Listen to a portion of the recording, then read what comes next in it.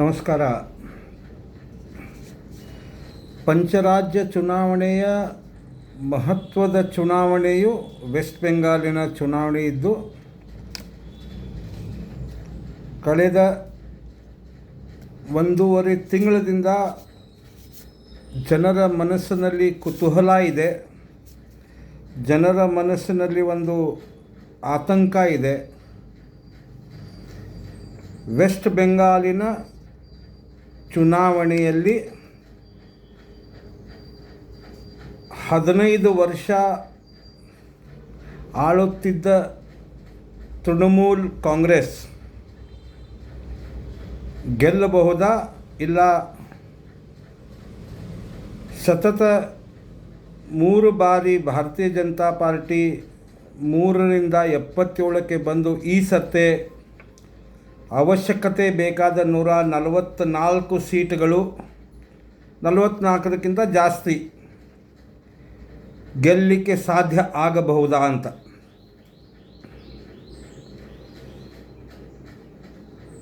ಧ್ರುವೀಕರಣದ ಮೇಲೆ ಈ ಚುನಾವಣೆ ನಿಂತಿದೆ. It's a clear cut on the ground that it is Hindutva versus Trinamool ಕಾಂಗ್ರೆಸ್ಸಿನ ಮುಸ್ಲಿಂ ತುಷ್ಟೀಕರಣದ ಮೇಲೆ ಈ ಚುನಾವಣೆ ಮತ್ತು ಕಾನೂನು ಸುವ್ಯವಸ್ಥೆ ಹಾಗೂ ಅಂತಾರಾಷ್ಟ್ರೀಯ ಗಡಿಯಲ್ಲಿ ಬಾಂಗ್ಲಾದೇಶದ ನುಸುಳುವಿಕೆಯನ್ನು ಅಂದರೆ ಇನ್ಫಿಲ್ಟ್ರೇಷನ್, ರೋಹಿಂಗ್ಯಾ ಇನ್ಫಿಲ್ಟ್ರೇಷನ್ ಮೇಲೆ ಈ ಚುನಾವಣೆಯ ಮುಖ್ಯವಾದ ವಿಷಯ.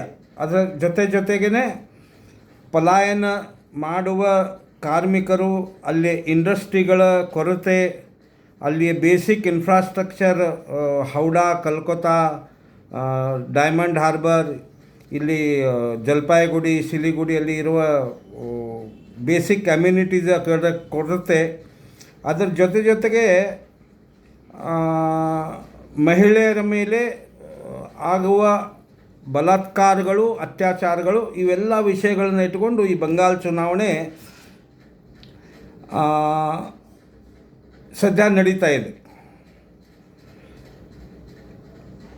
ಕ್ಯಾಮರಾ ಮುಂದೆ ಜನ ಮಾತಾಡಬೇಕಾದ್ರೆ ದೀದಿ ಥಾಕ್ಬೆ, ದೀದಿ ಜಾಬೋನಾ, ಆಮಾಕೆ ದೀದಿ ಚಾಯ್, ದೀದಿ ಆಮಾಕೆ ಲಕ್ಕಿ ಭಂಡಾರ್ ದೀಚಿ ಅಂತಾರೆ. ಇದರ ಕನ್ನಡದಲ್ಲಿ ಅರ್ಥ, ಇಲ್ಲ ನಮಗೆ ತೃಣಮೂಲ್ ಕಾಂಗ್ರೆಸ್ಸಿನ ಮಮತಾ ದೀದಿ ಬೇಕು, ಅವರು ನಮಗೆ ಒಂದು ಸ್ಕೀಮ್ ಇದೆ, 1,000 ರೂಪಾಯಿ ಕೊಡ್ತಾಯಿದ್ರು ಹೆಣ್ಮಕ್ಳಿಗೆ, ಅದನ್ನು ಈಗ 1,500 ಮಾಡಿದ್ದಾರೆ. ಅದಕ್ಕೆ ಅವರು ಲಕ್ಕಿ ಭಂಡಾರ್ ಅಂತ ಕರೀತಾರೆ. ಲಕ್ಕಿ ಭಂಡಾರ್ ಅಂದರೆ ಲಕ್ಷ್ಮಿಯ ಭಂಡಾರ ಕನ್ನಡದಲ್ಲಿ ಹೇಳಬೇಕಾದ್ರೆ. ಆದರೆ ಕ್ಯಾಮ್ರಾ ಸ್ವಿಚ್ ಆಫ್ ಆದ ತಕ್ಷಣವೇ ಪರ್ಸ್ನಲ್ ಆಗಿ ಮಾತಾಡಬೇಕಾದ್ರೆ ಅವ್ರು ಹೇಳ್ತಾರೆ, ಇಲ್ಲ ಅತಿ ಆಯಿತು ಮುಸ್ಲಿಂ ತುಷ್ಟೀಕರಣ, ನಮ್ಮ ಹಿಂದೂಗಳಿಗೆ ಏನೂ ರಕ್ಷಣೆ ಇಲ್ಲ, ನಮ್ಮ ಮಹಿಳೆಯರಿಗೆ ಏನೂ ರಕ್ಷಣೆ ಇಲ್ಲ, ನಮ್ಮ ಮಕ್ಕಳಿಗೆ ಏನೂ ಉದ್ಯೋಗ ಇಲ್ಲ. ಎಷ್ಟು ದಿವಸ ಅಂತ ನಮ್ಮ ಮಕ್ಕಳು ಗುಜರಾತ್, ಕರ್ನಾಟಕ, ತಮಿಳುನಾಡು, ಆಂಧ್ರ, ಕೇರಳ, ಮಹಾರಾಷ್ಟ್ರ ಹೀಗೆ ಹೊರಗಡೆ ನೌಕರಿ ಮಾಡಬೇಕು, ನಮಗೆ ಇಲ್ಲೇ ಉದ್ಯೋಗಗಳು ಬೇಕು, ಉದ್ಯೋಗ ಇಲ್ಲ ಅಂತ ಆಫ್ ದ ಕ್ಯಾಮ್ರಾ ಹೇಳ್ತಾರೆ. ಹಾಗಂದಾಗ ಪರಿವರ್ತನದ ಒಂದು ಝಲಕ್ 1.5 ತಿಂಗಳಿಂದಲೇ ಕಾಣ್ತಾ ಇತ್ತು. ಚುನಾವಣೆಯೇ ಘೋಷಣೆ ಆಗುವ 3 ದಿವಸ ಮುಂಚೆ ಕಲ್ಕತ್ತಾದಲ್ಲಿ ಒಂದು ಬ್ರಿಗೇಡ್ ಅಂತ ಗ್ರೌಂಡ್ ಇದೆ, ಬ್ರಿಗೇಡ್ ಪರೇಡ್ ಗ್ರೌಂಡ್ ಅಂತ. ಬಂಗಾಲದಲ್ಲಿ ನಡುವ ಯಾವ ಕ್ರಾಂತಿಯೂ ಕೂಡ, ಅಂದರೆ ವಾಮಪಂಥಿನ ಸರ್ಕಾರವನ್ನು ತೆಗೆದು ಹಾಕಲಿಕ್ಕೆ 2011ರಲ್ಲಿ ಮಮತಾ ಬ್ಯಾನರ್ಜಿ ಅವರು ಮಾಡಿದ ರ್ಯಾಲಿ ಕೂಡ ಬ್ರಿಗೇಡೆ. ಅಲ್ಲಿಂದ ಈ ಸರ್ಕಾರ ಬದಲಾವಣೆ ಆಯಿತು. ಆಶ್ಚರ್ಯಕರಕವಾಗಿ ಯಾವಾಗ ಬ್ರಿಗೇಡ್ನಲ್ಲಿ ರ್ಯಾಲಿ ನರೇಂದ್ರ ಮೋದಿಯವರು ತಗೊಂಡ್ರು, ಎಲ್ಲರ ಹುಬ್ಬು ಏರಿದಂತೆ ಆಯಿತು. ಯಾಕಂದರೆ ಸರಿಸುಮಾರು 12 ಲಕ್ಷ ಜನ ಈ ಬ್ರಿಗೇಡಿನ ರ್ಯಾಲಿಯಲ್ಲಿ ಭಾಗಿಯಾದರು.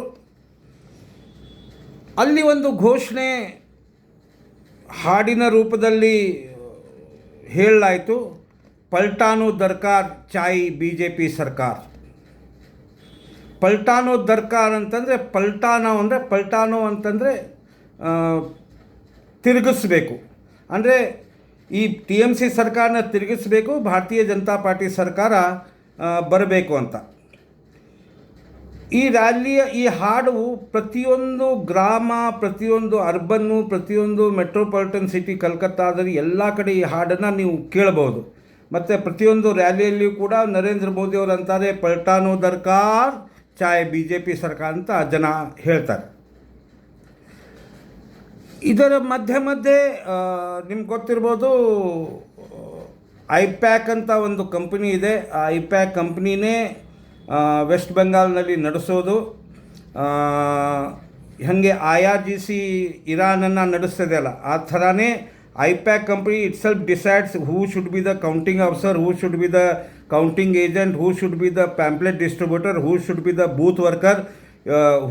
ಅಂದರೆ ಎಂಟೈರ್ ಏನು ಕ್ಯಾಂಪೇನಿಂಗ್ ಇಲ್ಲಿಂದ ಹಿಡ್ಕೊಂಡು ಅಪಾಯಿಂಟ್ಮೆಂಟ್ವರೆಗೂ ಕೂಡ ಐಪ್ಯಾಕೇ ಮಾಡ್ತಾಯಿತ್ತು. ಆ ಐಪ್ಯಾಕ್ ಕಂಪ್ನಿ ಮೇಲೆ EDದವರು ರೇಡ್ ಮಾಡಿದಾಗ ಮಮತಾ ಬ್ಯಾನರ್ಜಿಯವರು ಹೋಗಿ ಅಲ್ಲಿ ಒಳಗಡೆ ನುಗ್ಗಿ ವೆಸ್ಟ್ ಬೆಂಗಾಲ್ ಪೊಲೀಸರ ಹೆಲ್ಪಿನಿಂದ, ನಿಮ್ಮ ವಿಜುವಲ್ಸು ನೋಡಿರ್ಬೋದು ಟಿ ವಿಯಲ್ಲಿ, 2 ಹಸಿರು ಫೈಲ್ಗಳನ್ನು ಕಸ್ಕೊಂಬಂದು ಅದರಲ್ಲಿ ಏನೋ ಡೀಟೇಲ್ಸ್ ಇತ್ತಂದಾಗ ಯಾವಾಗ ಇದು ಕೇಸ್ ಹೈಕೋರ್ಟಿಗೆ ಹೋತು, ಸುಪ್ರೀಂ ಕೋರ್ಟಿಗೆ ಹೋತು, ಮಮತಾ ಬ್ಯಾನರ್ಜಿ ಅವರಿಗೆ ವಾರ್ನಿಂಗ್ ಮಾಡಲಾಯಿತು. ಇನ್ನೊಂದು ಘಟನೆ ನಡೀತು. SIR ಪ್ರಕ್ರಿಯೆಯಲ್ಲಿ ಯಾವಾಗ ವೆಸ್ಟ್ ಬೆಂಗಾಲ್ ಗೌರ್ಮೆಂಟ್ ತನ್ನ ಅಧಿಕಾರಿಗಳನ್ನ ಬಿಟ್ಟುಕೊಟ್ಟಿಲ್ಲ ಅಂದಾಗ ಅದು ಕೋರ್ಟ್ನಲ್ಲಿ ಹೋದಾಗ ಕೋರ್ಟ್ ಆರ್ಡರ್ ಮಾಡಿದ್ರು, ಸುಪ್ರೀಂ ಕೋರ್ಟ್ ಅಬ್ಸರ್ವೇಷನ್ನಲ್ಲಿ ಈ SIRನ ನಡೀತದೆ ಅಂತ. ಅಲ್ಲಿ ಜಂಗಲ್ ಮಹಲ್ ಏರಿಯಾದಲ್ಲಿ ಯಾವಾಗ ಸುಪ್ರೀಂ ಕೋರ್ಟಿನ ಜಡ್ಜ್ಗಳು ಹೋದರು, ಅವರನ್ನು 8 ಗಂಟೆಗಳ ಕಾಲ ಬಂಧನದಲ್ಲಿ ಇಟ್ಟಾಯಿತು. ರಾತ್ರಿ 2 ಗಂಟೆಗೆ ಸುಪ್ರೀಂ ಕೋರ್ಟಿನ ಚೀಫ್ ಜಸ್ಟಿಸ್ ಯಾವಾಗ ವಾರ್ನಿಂಗ್ ಮಾಡ್ತಿದ್ದು ಏನು ನಡೀತಾ ಇದೆ ಅಂತ, ಅದೊಂದು bad image on the administration of Mamata ಬ್ಯಾನರ್ಜಿಗೆ ಬಿತ್ತು. ಇನ್ನೊಂದು ಸಮಸ್ಯೆ ಜನರಲ್ಲಿ ಇತ್ತು ರಿಗಾರ್ಡಿಂಗ್ ಸೆಕ್ಯೂರಿಟಿಗೋಸ್ಕರ ಲಾಸ್ಟ್ ಇಲೆಕ್ಷನ್ನಲ್ಲಿ 860 ಕಂಪ್ನಿಗಳು ಕೇಂದ್ರದಿಂದ ಕಳಿಸಲಾಗಿತ್ತು. ಈ ಸತಿ ಸರಿ ಸುಮಾರು 2800 ಕಂಪ್ನಿಗಳು ಬಂಗಾಲ್ನಲ್ಲಿ ಕೆಲಸ ಮಾಡ್ತಾಯಿದ್ದಾವೆ. ಆ ಕಂಪ್ನಿಗಳು ಮಾಡುವ ಕೆಲಸ ಏನಂದರೆ, ರಾತ್ರಿ ಇಡೀ ಅವರು ಹಳ್ಳಿ ಮತ್ತು ಶಹರದಲ್ಲಿ ಅಡ್ಡಾಡಿ ಜನರನ್ನು ವಿಶ್ವಾಸನ ತುಂಬ್ತಾ ಇದ್ದಾರೆ. ಈ ಸತಿ ಹಂಗೆ ಆಗಲ್ಲ. ಪೋಸ್ಟ್ ಪೋಲ್ ಮತ್ತು ಪೋಲಿಂಗ್ ಡೇ ಆಮೇಲೆ ಪ್ರೀ ಪೋಲ್ ವೈಲೆನ್ಸ್ ಆಗಲ್ಲ. ಯಾವ ವೈಲೆನ್ಸ್ ಇಲ್ಲದೇನೂ ಕೂಡ ನೀವು ಇಲೆಕ್ಷನ್ ನಡಿಬೋದು, ನಿಮ್ಗೆ ಯಾರ ಮನಸ್ಸಿನಲ್ಲಿದೆ ಅವ್ರಿಗೆ ವೋಟ್ ಹಾಕಿ ಅಂತ. ಇದರ ಬ್ಯಾಕ್ಗ್ರೌಂಡ್ನಲ್ಲಿ ಒಂದು ಕಾನ್ಫಿಡೆನ್ಸ್ ಬಿಲ್ಡಿಂಗ್ ಜನರಲ್ಲಿ ಆಯಿತು. ಅದರ ಜೊತೆಗೆ ಲಾಸ್ಟ್ ಟೈಮು ವಿಜಯ್ ಕೈಲಾಸ್ ವರ್ಗೀಯ ಅಂಥೇಳಿ ಮಧ್ಯಪ್ರದೇಶದ ಈಗ ಮಿನಿಸ್ಟರ್ ಇದ್ದಾರೆ, ಅವರು ವೆಸ್ಟ್ ಬೆಂಗಾಲ್ ಇನ್ಚಾರ್ಜ್ ಇದ್ದಾಗ 10 ಗಂಟೆಗೆ ಅವರು ತನ್ನ ಡಿಫೀಟನ್ನು ಕನ್ಸ್ಯೂಮ್ ಮಾಡಿದ ಮೇಲೆ ಏನು ಡೆಫಿಸಿಟ್ 5,000, 8,000, 6,000 ಹಿಂಗೆ ಗ್ಯಾಪ್ ಇತ್ತು ಕೌಂಟಿಂಗ್ನಲ್ಲೇ ಅವರು ಎಲ್ಲ ಐಪ್ಯಾಕ್ ಕಂಪನಿ ಅಧಿಕಾರಿಗಳು, ಅಲ್ಲಿ ಬಂಗಾಲಿ ಲೋಕಲ್ ಸಿವಿಲ್ ಪೊಲೀಸ್ದವರು 712 ಅಂತ ಡಿಕ್ಲೇರ್ ಮಾಡಿದ್ರು. ಅದು ಈ ಜಮೇಲ ಈ ಸತಿ ಕೈಲಾಶ್ ವಿಜಯವರ್ಗೀಯರನ್ನ ಹೊರಗಿಟ್ಟಿದ್ದಾರೆ.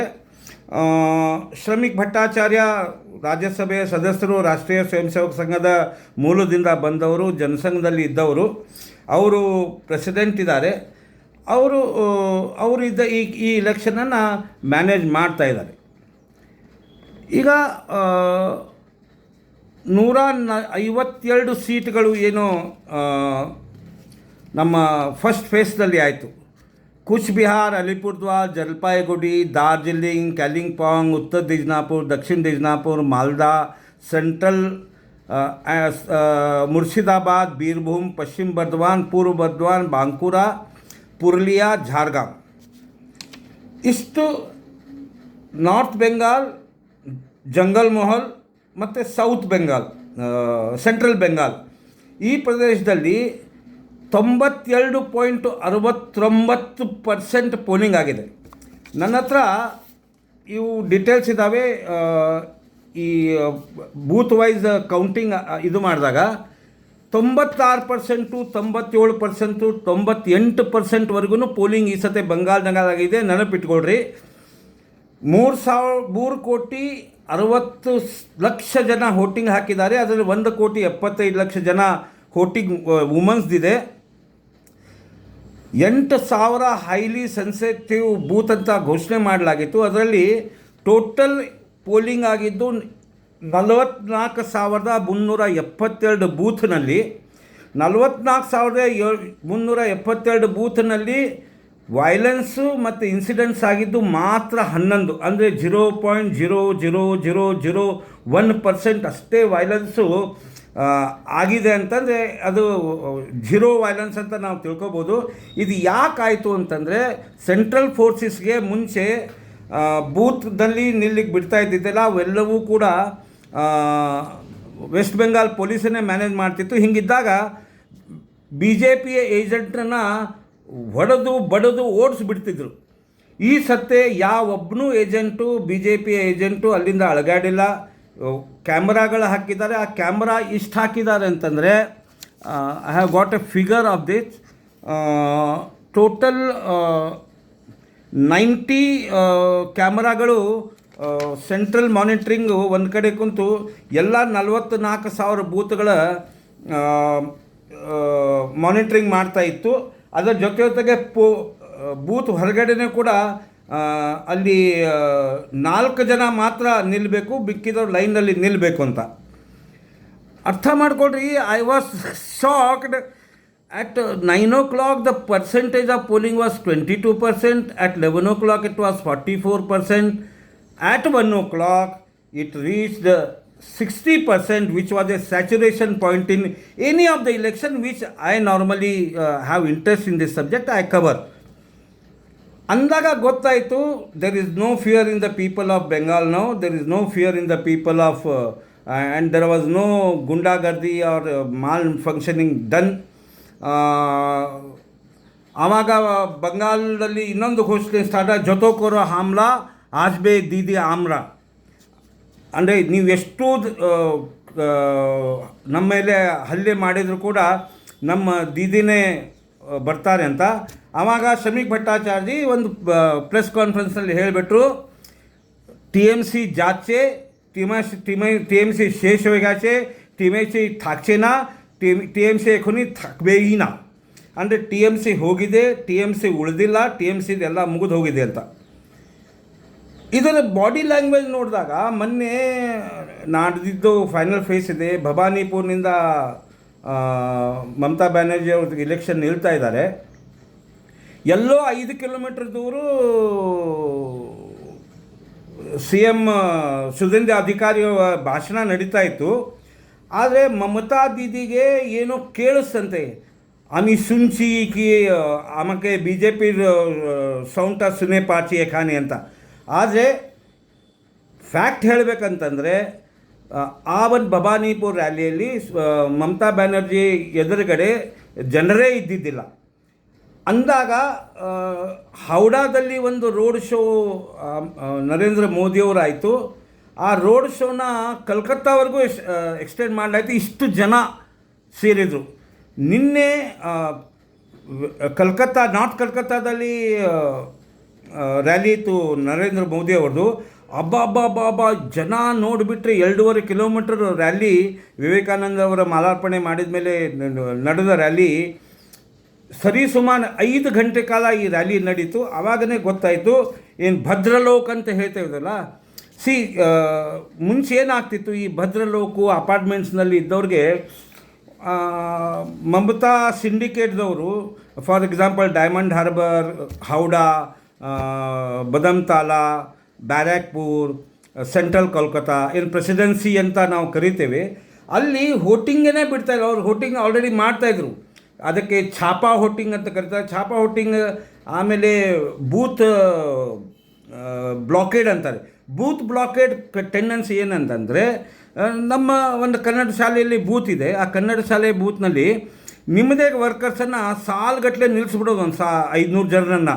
ಅಂದಾಗ ಪಾಳಿಯಲ್ಲಿ ನಿಂತ ಜನ ಪಾಳಿ ಇದೆ ಬಿಡಪ್ಪ ಅಂತಂದರೆ ಅದಕ್ಕೆ ಬೂತ್ ಬ್ಲಾಕೇಡಿಂಗ್ ಅಂತಾರೆ. ಈ ಟ್ಯಾಕ್ಟಿಕ್ಸ್ ಎಲ್ಲ ಯೂಸ್ ಮಾಡ್ತಾಯಿದ್ರು. ಈ ಸತಿ ಇವು ಯಾವೂ ನಡೆದಿಲ್ಲ.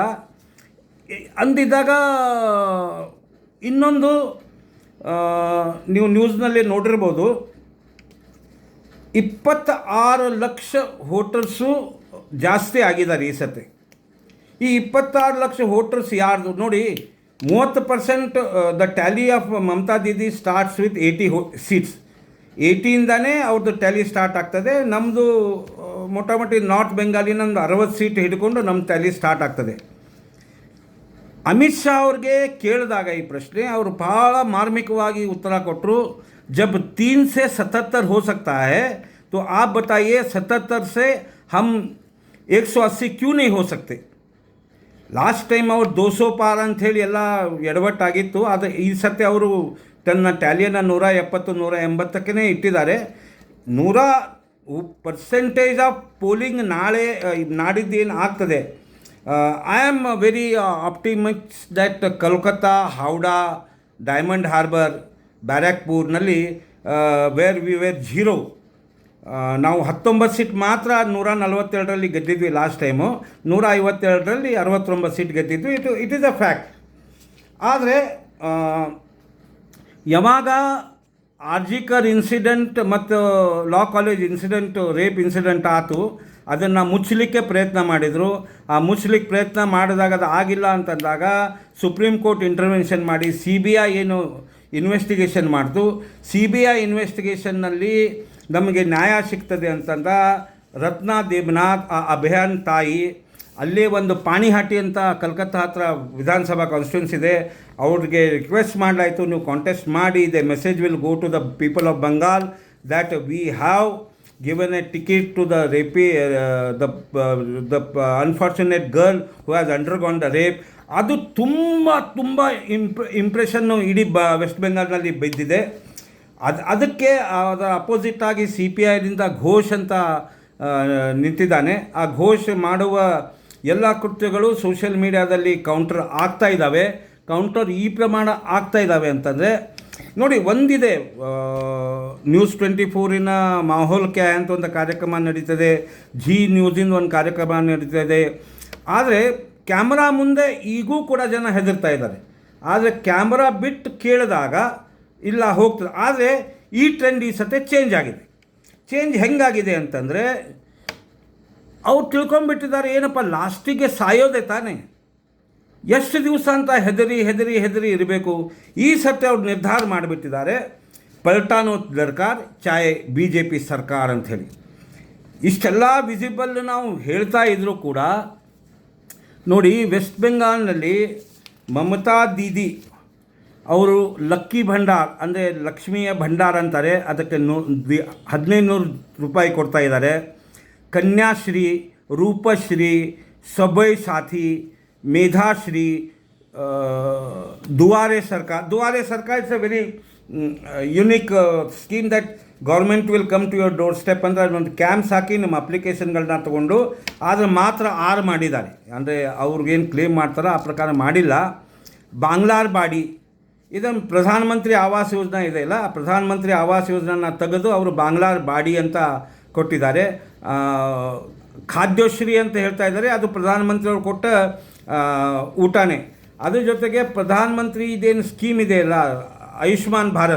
ಆಯುಷ್ಮಾನ್ ಭಾರತಿಗೆ ಅವರು ಸ್ವಾಸ್ಥ್ಯ ಶ್ರೀ ಅಂತ ಹೆಸರು ಕೊಟ್ಟಿದ್ದಾರೆ. ಸ್ವಾಸ್ಥ್ಯ ಶ್ರೀ ಅಂದರೆ 5 ಲಕ್ಷದವರೆಗೆ ಇನ್ಶೂರೆನ್ಸ್. ಅದು same scheme which government of India is but branding is of Mamata Didi. ಇದರ ವಿರುದ್ಧ ಯಾವಾಗ ಸಂಕಲ್ಪ ಪತ್ರ ಭಾರತೀಯ ಜನತಾ ಪಾರ್ಟಿ ತೆಗೀತು, ಲಕ್ಕಿ ಭಂಡಾರ್ ಅವ್ರು ಕಂಟಿನ್ಯೂ ಮಾಡ್ತಾರೆ ಅಂತ ಹೇಳಿದ್ರೆ ಅದು ಡಬಲ್ ಮಾಡ್ತಾರೆ ಅಂತ ಹೇಳಿದ್ದಾರೆ. ಮಹಿಳೆಯರಿಗೆ ಕರ್ನಾಟಕದ ಥರ ಉಚಿತ ಬಸ್ ಪ್ರವಾಸ ಕೊಡ್ತಾ ಇದ್ದಾರೆ ಅಂತ ಹೇಳ್ತಾರೆ. ರಾಜನಾಥ್ ಸಿಂಗ್ ಅವರು ಒಂದು ಪ್ರಸ್ತಾಪ ಮಾಡಿದರು, ದುರ್ಗಾ ಸ್ಕ್ವಾಡ್. ಈ ದುರ್ಗಾ ಸ್ಕ್ವಾಡನ್ನು ಅವರು ರೆಡಿ ಮಾಡ್ತಾರೆ ಅಂತ ಹೇಳಿದ್ದಾರೆ. ಎಲ್ಲಕ್ಕಿಂತ ಮಹತ್ವದಂತಂದರೆ ಇನ್ನೂ ಕೂಡ ವೆಸ್ಟ್ ಬೆಂಗಾಲ್ನಲ್ಲಿ 6th ಪೇ ಕಮಿಷನ್ ಇದೆ. 7th ಪೇ ಕಮಿಷನ್ ಇಡೀ ದೇಶದಲ್ಲಿ ಆಗಿದ್ದರೂ ಕೂಡ 7th ಪೇ ಕಮಿಷನ್ ಆಗಿದ್ದಿಲ್ಲ, ಅದನ್ನು ಘೋಷಣೆ ಮಾಡಿದ್ದಾರೆ. DA ಪ್ಯಾರಿಟಿ ಇನ್ನೂ ಕೂಡ DA ಮರ್ಜ್ ಆಗಿಲ್ಲ ಬೇಸಿಕ್ನಲ್ಲಿ, ಅದು ಕೊಡ್ತೇನೆ ಅಂತ ಹೇಳಿದ್ದಾರೆ. 0 tolerance for infiltration, detect, delete, deport ಅಂದರೆ ಹುಡುಕಿ ಹೆಸರು ತೆಗೀರಿ, ಅವರನ್ನು ಆ ದೇಶಕ್ಕೆ ವಾಪಸ್ ಕಳಿಸಿ. ಅದರಂತೆಯೇ ಸಿಟಿಸನ್ಶಿಪ್ಪು ಮತುವಾ, ನಾಮಸೂತ್ರದಾರ್ ಮತ್ತು ರಾಜವಂಶಿ ಕಮ್ಯುನಿಟಿಗೆ ಇನ್ನೂ ಕೂಡ ಬಾಂಗ್ಲಾದೇಶದವರು ಇರೋದ್ರಿಂದ ಅವ್ರಿಗೆ ಸಿಕ್ಕಿದ್ದಿಲ್ಲ. ಅದನ್ನು ಶೀಘ್ರವಾಗಿ ಅವ್ರಿಗೆ ಸಿಟಿಸನ್ಶಿಪ್ ಕೊಡ್ತೇನೆ ಅಂತ ಹೇಳ್ತಾ ಇದ್ದಾರೆ.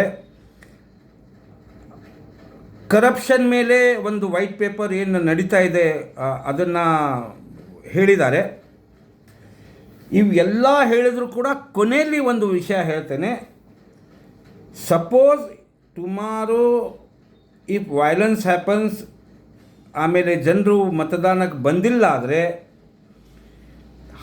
ಏನು ಈ 5 ವರ್ಷ ಪ್ರಯತ್ನ ಭಾರತೀಯ ಜನತಾ ಪಾರ್ಟಿ, ಯಾಕಂದರೆ ನೋಡಿ 4 ಪಕ್ಷ ಇದ್ದಾವೆ, ಅದ್ರ ಜೊತೆಗೆ 2 ಲೋಕಲ್ ಪಕ್ಷ ಇದೆ. ಒಂದು ಕಮ್ಯುನಿಸ್ಟು, ಒಂದು ಕಾಂಗ್ರೆಸ್ಸು, ಒಂದು ಕುರ್ಕುರಾ ಶರೀಫು, ಒಂದು ಕಮ್ಯುನಿಸ್ಟ್.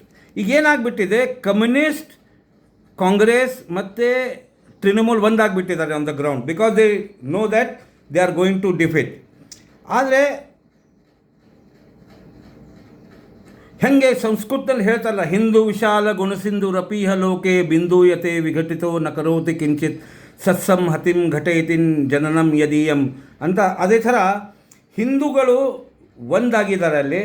ಯಾಕಂದರೆ ಹಿಂದೂಗಳಿಗೆ ಗೊತ್ತಾಗಿದೆ, ದುರ್ಗಾ ಪೂಜೆ ಆಯಿತು, ಸರಸ್ವತಿ ಪೂಜೆ ಆಯಿತು, ಪರ್ಮಿಷನ್ ಸಿಗಲ್ಲ. ದುರ್ಗಾ ಪೂಜಾ ಪೆಂಡಾಲ್ದಲ್ಲಿ ಆಜಾನ್ ನಡಿಬೇಕಾದ್ರೆ ಅಲ್ಲಿ ಆಜಾನಿನ ಟೈಮ್ ಟೇಬಲ್ ಹಾಕಿರ್ತಾರೆ. ಆವಾಗ ಯಾವುದೂ ಗಂಟೆ ಝಾಂಗ್ಟಿ ಎಲ್ಲ ಬಾರಿಸೋಂಗಿಲ್ಲ. ಆ ನಂತರ ಅವರು ಮೆರವಣಿಗೆ ಹೋದ ಮೇಲೆ ನಮ್ಮ ಮೆರವಣಿಗೆ ಹೋಗಬೇಕು.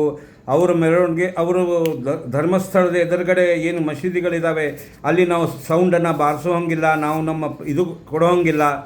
ಹೀಗೆಲ್ಲ ಇದ್ದಾಗ ಒಂದು ಪೊಲರೈಸೇಷನ್ ಮೂಡ್ನಲ್ಲಿ ವೆಸ್ಟ್ ಬೆಂಗಾಲು ಒಂದು ಐತಿಹಾಸಿಕ ನಿರ್ಣಯ ತಗೋತದೆ ಅಂತ ನನಗಂಕೂ ಅನ್ನಿಸ್ತಾ ಇದೆ. ಮೆಜಾರಿಟಿಯಿಂದ ಏನು ಸಿಗ್ತದೆ ಅದು ಬೋನಸ್. ಇದು 700 ಆಗ್ತದೆ, 720 ಆಗ್ತದೆ, 710 ಆಗ್ತದೆ, 760 ಆಗ್ತದೆ. 294 ದ ಮೆಜಾರಿಟಿ ಬೆಂಚ್ ಇಸ್ 144. 145ಲಿಂದ ಏನು ಬಂಗಾಳದಲ್ಲಿ ಸಿಗ್ತದೆ ಅದು ಬೋನಸ್ ಅಂತಲೇ ತಿಳ್ಕೊಬೋದು. ಒಂದನೇ ಹಂತ ನೋಡಿದಾಗ ಅಮಿತ್ ಶಾದವ್ರು ಕ್ಲೇಮ್ ಮಾಡ್ತಾಯಿದ್ದಾರೆ 110 ಅಂತ. ನನ್ನ ಸಮೀಕ್ಷೆ ಇದೆ 95 ಅಂತ. 95ರವರೆಗೂ ನಾವು ಅಲಿಪುರ್ದ್ವಾರ್, ಕ್ಯಾರಿಂಗ್ಪಾಂಗ್, ಆಮೇಲೆ suppose in Malda, Murshidabad, if Congress has done well and dented the hopes of TMC, the victory for the BJP is sure in West Bengal ಅಂತ ಅನ್ನಿಸ್ತಾ ಇದೆ.